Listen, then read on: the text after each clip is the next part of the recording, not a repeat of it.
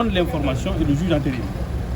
Nous mettons en garde contre cette systématisation de prononcer des peines concernant les mêmes personnes qui sont poursuivies dans les mêmes situations. Donc nous sommes très déçus parce que jusqu'au 7 mai, évidemment, la peine qui est celle de M. Kourouma va continuer également à perdurer. En temps normal, on ne devrait pas s'étonner que le juge proroge en délibéré lorsque effectivement la décision n'est pas rédigée, parce qu'il leur faut du temps pour rédiger. Mais pour ce cas particulier, franchement, moi j'ai un sentiment de déception. Déception parce que nous estimons que tous les éléments quand même sont réunis dans ce dossier pour que nos clients puissent être situés sur leur sort aujourd'hui. Prologe le délibéré ne va continuer qu'endurcir la peine déjà qui est infligée à M. Ibrahima Kourouma. Mais je vais simplement faire une mise en garde. Une mise en garde parce que toute décision, bien entendu, qui sera dictée, sera dénoncée.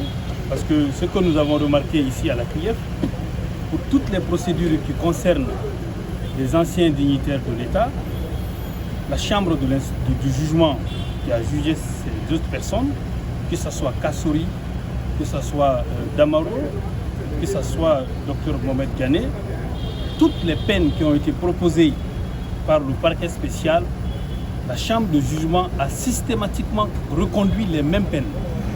On ne change même pas de virgule. On a l'impression que ces peines ont été dictées ailleurs.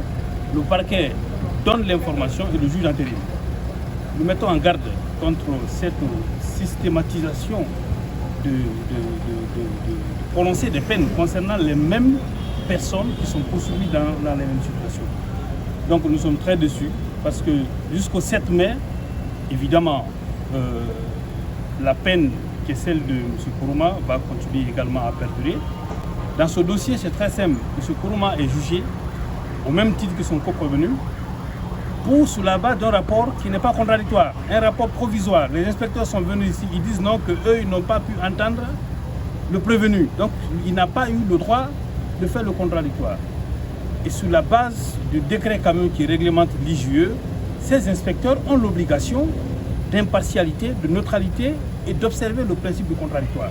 C'est ce que nous avons relevé.